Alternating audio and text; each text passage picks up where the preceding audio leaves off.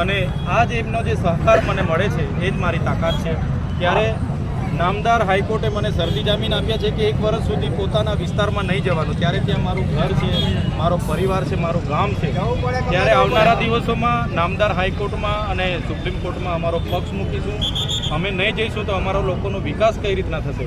એટલે આ લોકોએ ખોટા એફિડેવિટો રજૂ કર્યા અને જે પ્રકારે હું મનરેગા ઉજાગર કૌભાંડો ઉજાગર કરું છું, જે પ્રકારે ટેટ પાસ ઉમેદવારોની વાત સરકારમાં મૂકું છું, પોસ્ટ મેટ્રિક શિષ્યવૃત્તિની માંગ સરકારમાં કરું છું, એવા ઘણા મુદ્દા ઉઠાવું છું વિદ્યાર્થીઓના, ખેડૂતોના, મહિલાઓના।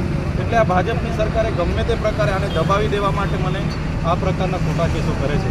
ત્યારે હું આવનારા દિવસોમાં મને પૂરો ભરોસો છે, ન્યાય પ્રણાલિકા ઉપર ભરોસે છે, નામદાર હાઈકોર્ટ સુપ્રીમ કોર્ટ મને મારી સાથે ન્યાય કરશે, સત્યનો વિજય થશે, મને પૂરી આશા અને ભરોસો છે। ડેડિયાપાડામાં નવા તાલુકાની હવે જાહેરાત કરવામાં આવી છે, કેવી રીતે જોઈ રહ્યા છો?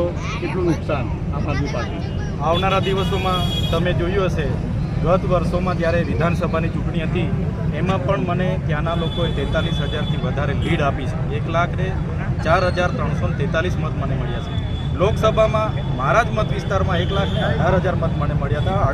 60,000ની તો મારી લીડ હતી ને આજે તમે જોઈ શકો છો આ જનતાનો પ્રેમ છે। નહીં તો મને તો આ પોલીસ ક્યારની દબાવી દે, ભાજપ ક્યારનું મને એની હાથે લઈ લે, પણ આ જનતા મારી સાથે છે એટલે ક્યારે